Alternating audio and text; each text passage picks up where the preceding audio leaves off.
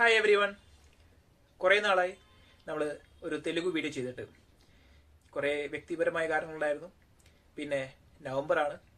പിന്നെ I M A family man with lot of commitment. So yeah, that's what. അപ്പം നമ്മൾ കുറച്ച് നാളായിട്ട് ചെയ്തുകൊണ്ടിരുന്നത് തെലുഗു ഭാഷയിലെ കുറച്ച് ക്രിയകളെ പറ്റി പഠിച്ചുകൊണ്ടിരിക്കുകയായിരുന്നു. അപ്പം ഏറ്റവും ആദ്യത്തെ വീഡിയോയിൽ ഞാൻ ഒന്നുകൂടി ഒന്ന് പറയുവാണ്, എല്ലാ വീട്ടിലും പറയുന്നുണ്ട്. അത് ഇതുവരെ കാണാത്തവർക്ക്, ആദ്യമായിട്ട് കാണുന്നവർക്ക് വേണ്ടിയാണ് ഞാൻ പറയുന്നത്. ഒന്നാമത്തെ വീഡിയോയിൽ ഞാൻ, നീ, നിങ്ങൾ, നമ്മൾ, ഞങ്ങൾ തുടങ്ങിയ പ്രോപ്പർ നൗൺസ് എങ്ങനെ തെലുങ്കിൽ പറയാം എന്ന് ആദ്യത്തെ ഒരു ഇൻട്രൊഡക്ഷൻ വീഡിയോ ഞാൻ പറഞ്ഞു തന്നു. രണ്ടാമത്തെ വീഡിയോയിൽ നമ്മൾ പഠിച്ചത് തെലുങ്കിൽ എണ്ണാനാണ്. 1 മുതൽ 1 കോടി വരെ എങ്ങനെ എണ്ണാം ഞാൻ പറഞ്ഞു തന്നു. പിന്നെ അവിടുന്ന് അങ്ങോട്ട് 3, 4, 5, 6, 7, അതായത് 5 വീഡിയോ നമ്മൾ ഇതുവരെ ചെയ്തു. ഈ 5 വീഡിയോയിലായിട്ട് 52 വാക്കുകൾ, ക്രിയകൾ ഞാൻ പറഞ്ഞു തന്നു. അപ്പം തെലുങ്കിൽ എങ്ങനെ വാ, പോ, ചെയ്യ്, പറയൂ, പ്രാർത്ഥിക്കൂ, കേൾക്ക്, ചോദിക്ക് എന്നൊക്കെ പറയാൻ ഞാൻ പറഞ്ഞു. അതിനൊപ്പം നീ ചെയ്യ്, അല്ലെങ്കിൽ നിങ്ങൾ ചെയ്യ്, അല്ലെങ്കിൽ താങ്കൾ ചെയ്യൂ എന്നെങ്ങനെ പറയാമെന്ന്. അപ്പം ബഹുമാനം കൊടുത്ത് സംസാരിക്കേണ്ടത് എങ്ങനെയാണ്, ബഹുമാനം വേണ്ടാത്ത സിറ്റുവേഷനിൽ കുട്ടികളോടോ നമ്മളെക്കാളും പ്രായം കുറഞ്ഞവരോടോ പറയുകയാണെങ്കിൽ എങ്ങനെ പറയാം എന്ന് ഞാൻ പറഞ്ഞു തന്നു. അപ്പം ഒരു ചെറിയൊരു ഉദാഹരണം പറയാം. ഒരു ചെറിയ കുട്ടിയോടോ, അല്ലെങ്കിൽ നമ്മളെക്കാളും പ്രായം കുറഞ്ഞവരോടോ, അല്ലെങ്കിൽ നമുക്ക് അത്രയും വേണ്ടപ്പെട്ട നമ്മുടെ ഫാമിലി മെമ്പേഴ്സിനോടോ, നമുക്ക് വേണ്ടപ്പെട്ട നമ്മുടെ കൂട്ടുകാരോടൊക്കെ നമ്മൾ പറയുവാണെങ്കിൽ നമുക്ക് നുവുരാ, നുവു എന്ന് പറഞ്ഞ വാക്ക് നീവു എന്ന് പറഞ്ഞ വാക്കിന്റെ സംസാര ഭാഷയാണ്. നീവുര എന്ന് വേണം പറയാം, പക്ഷെ നുവുര എന്ന് അവർ പറയാറുള്ളൂ. നുവ്ര എന്ന് വെച്ചാൽ നീവ. ഇനി മുതിർന്നവരോടാണ് പറയുന്നെങ്കിൽ നമുക്ക് രാ എന്ന് പറയാൻ പറ്റില്ല.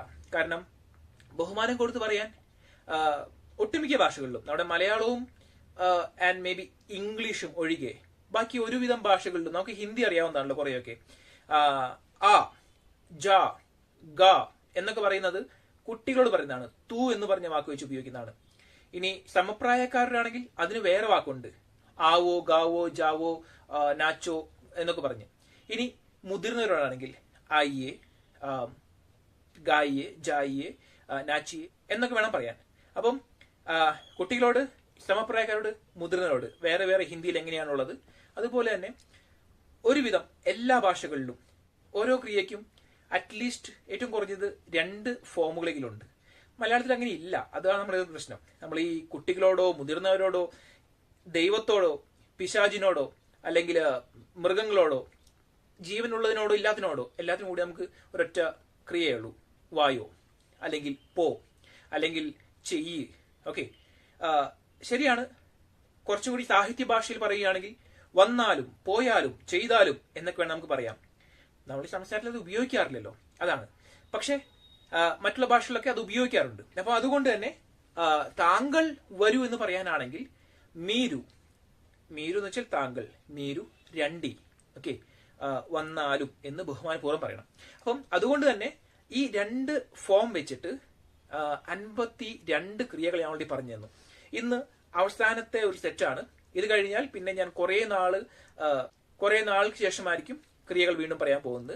കാരണം കുറച്ചും കൂടി അഡ്വാൻസ്ഡ് ആയ സ്റ്റേജിൽ കിടക്കണം. അതുകൊണ്ട് ബേസിക് ലെവലിന്റെ അവസാനത്തെ ക്ലാസ് ആണ് ഇന്ന്. Okay, welcome to another episode of learn Telugu through Malayalam.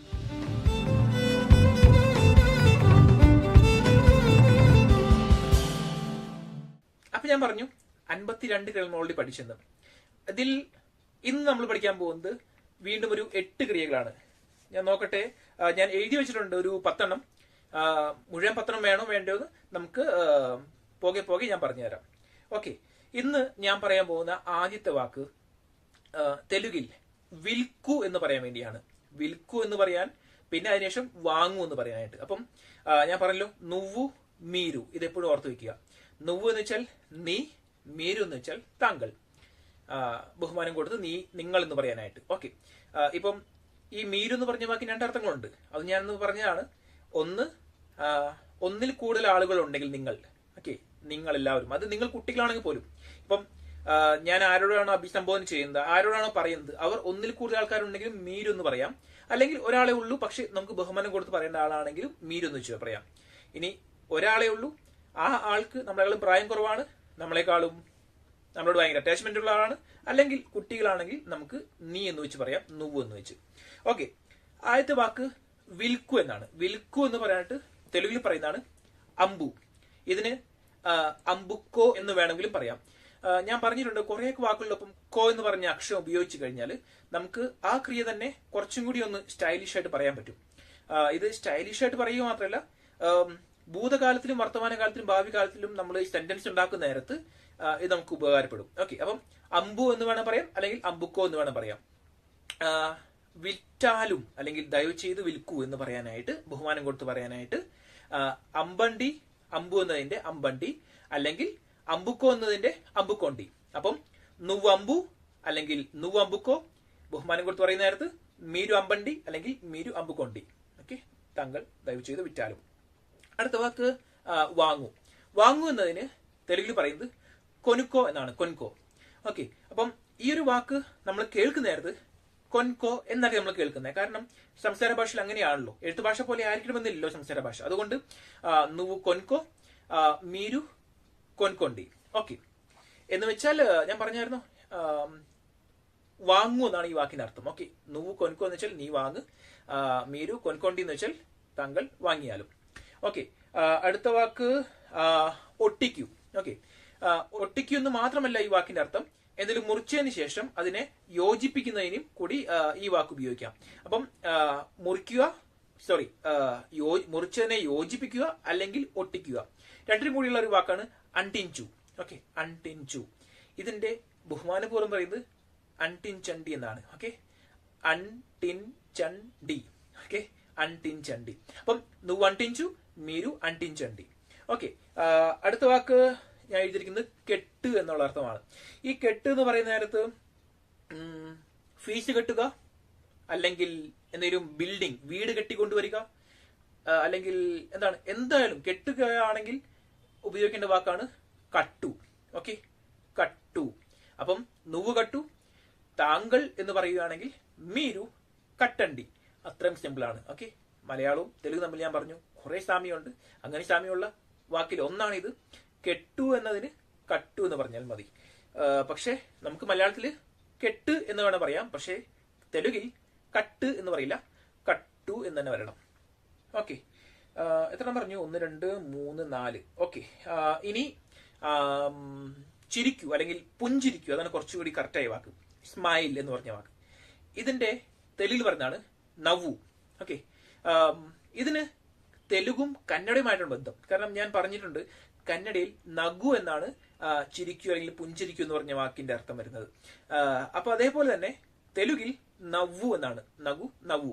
Okay, confusion ആകണ്ട. നഗു കന്നഡയാണ്, നവു നമുക്ക് തെലുങ്ക് മാത്രം പിടിച്ചാൽ മതി. ഇപ്പം നവു എന്ന് വെച്ച് കഴിഞ്ഞാൽ ചിരിക്കൂ, പുഞ്ചിരിക്കൂ. നുവ്വു നവ്വു എന്ന് വെച്ചാൽ നീ ചിരിക്കൂ. ഓക്കെ, ചെറിയ സാമ്യം രണ്ട് വാക്കുകളും തമ്മിൽ, അല്ല നല്ല സാമ്യമുണ്ട്. ഇനി താങ്കൾ ചിരിച്ചാലും എന്ന് പറയാനായിട്ട് മീരു നവ്വണ്ടി. നമ്മളാരോടും പറയാറില്ല, പറയാറുണ്ട്, വേണമെങ്കിൽ പറയാം. ഓക്കെ, ചിരിച്ചു, ഒന്ന് ചിരിക്കി നമുക്ക് പറയാൻ പറ്റുമല്ലോ. പക്ഷെ അടുത്ത് ഞാൻ പറയാൻ പോകുന്ന വാക്ക് നമ്മൾ പറയാറില്ല, കരയൂ എന്ന് പറഞ്ഞ വാക്ക്. നിനക്കൊന്ന് കരഞ്ഞൂടേടാ എന്ന് നമ്മൾ ചോദിക്കും, പക്ഷെ നീ കരയടാ എന്ന് നമ്മൾ പറയാറുണ്ടോ? ഓക്കെ, അത് പിന്നെയും പറയാറുണ്ട്. താങ്കൾ കരഞ്ഞാൽ നമ്മൾ പറയാറില്ലല്ലോ. പക്ഷെ ഞാൻ പറയാൻ പോകുന്ന വാക്കതാണ്. കരയൂ എന്നതിന് തെലുങ്കിൽ പറയുന്നതാണ് ഏടുവു. ഓക്കെ, അപ്പം നുവു ഏടുവു എന്ന് വെച്ച് കഴിഞ്ഞാൽ നീ കരയൂ. ഇനി മുതിർന്നവരോട് ബഹുമാനം കൊടുത്ത് പറയേണ്ട ആവശ്യം നമുക്ക് വരികയാണെങ്കിൽ, ആവശ്യം വരാറില്ല, ഇതാണ് ഇതിന്റെ വാക്യ ഘടന എന്ന് പറയാൻ വേണ്ടി മാത്രം ഞാൻ പറയുന്നതാണ് മീരു ഏടുവണ്ടി. ഓക്കെ, നുവേടുവു മീരു ഏടുവണ്ടി. ഓക്കെ, അടുത്ത വാക്ക്, അടുത്ത രണ്ട് വാക്കുകൾ കയറ് ഇറങ്ങ്. ഓക്കെ, അപ്പൊ ഈ കയറ് ഇറങ്ങുന്നതിന് വേണമെങ്കിൽ മരം കയറുകയും ഇറങ്ങുകയും ആവാം, അല്ലെങ്കിൽ ബസ് കയറുക, ട്രെയിൻ കയറുക, വണ്ടിയിൽ കയറുക, അതിനെല്ലാത്തിനും കൂടി ഉപയോഗിക്കുന്ന വാക്കാണ് കയറുക ഇറങ്ങുക, അല്ലെങ്കിൽ സ്റ്റെപ്പ് കയറുക ഇറങ്ങുക. ഓക്കെ, അങ്ങനെയൊക്കെ ഉപയോഗിക്കാം കേട്ടോ. അപ്പം കയറ് എന്നതിന് തെലുങ്കിൽ പറയുന്നതാണ് എക്കു. ഓക്കെ, എക്കു. ബഹുമാനം കൊടുത്ത് പറയുകയാണെങ്കിൽ എക്കണ്ടി. നുവ്വു എക്കു മീരു എക്കണ്ടി. ഇനി ഇറങ്ങാൻ പറയുകയാണെങ്കിൽ, ഇറങ്ങാൻ പറയണമെങ്കിൽ പറയേണ്ട വാക്കാണ് ദിഗു. ഓക്കെ, എക്കു ദിഗു ഓർത്ത് വയ്ക്കുക.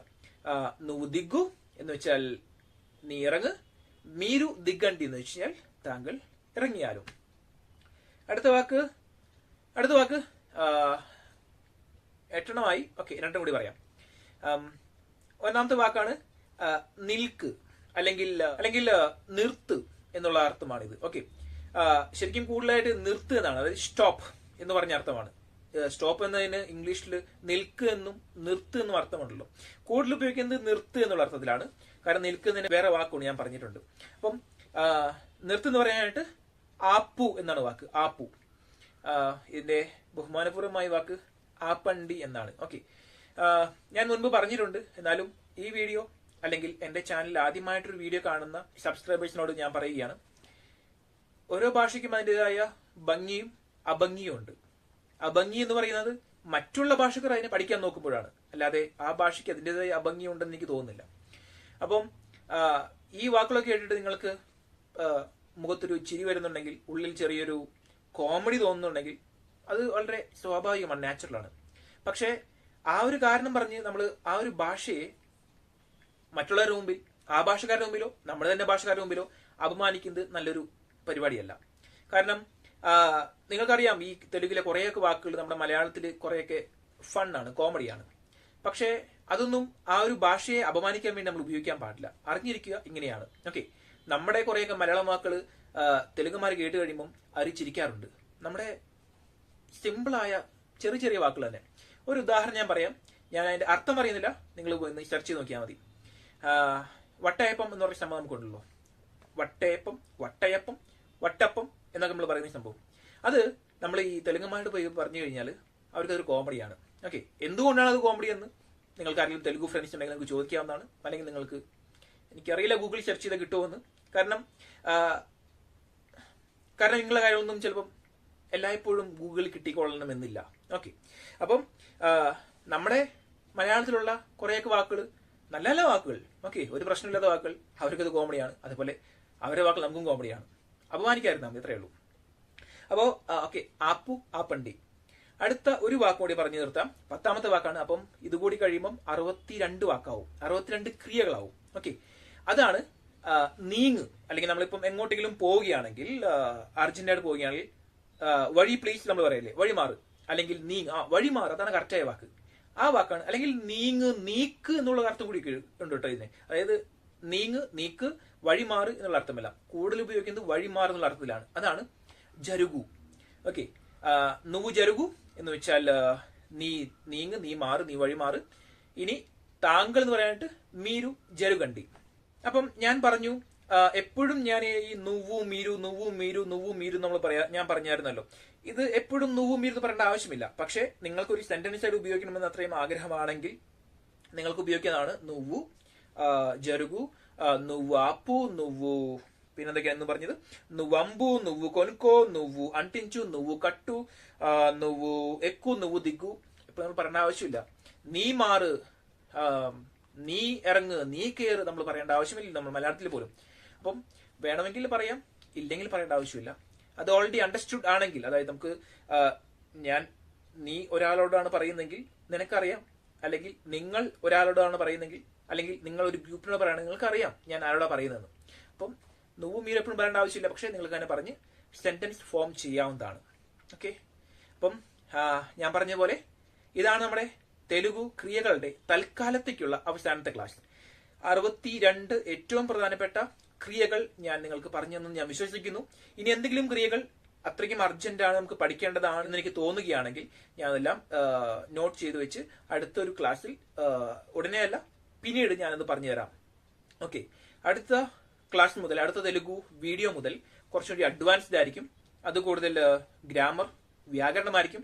എങ്ങനെ സെന്റൻസ് ഉണ്ടാക്കാം, എങ്ങനെ വാക്യങ്ങൾ ഉണ്ടാക്കാം. ഓക്കെ, ഇപ്പോഴും ഈ പറഞ്ഞ 62 ക്രിയകൾ വെച്ച് നമുക്ക് വാക്കുകൾ ഉണ്ടാക്കാം, വാക്യങ്ങൾ ഉണ്ടാക്കാം, സെന്റൻസ് ഉണ്ടാക്കാം, നുവു മീരു ഒക്കെ വെച്ചിട്ട്. പക്ഷേ അത് ഹാഫ് ആണ്, മുറി വാക്യങ്ങളാണ്.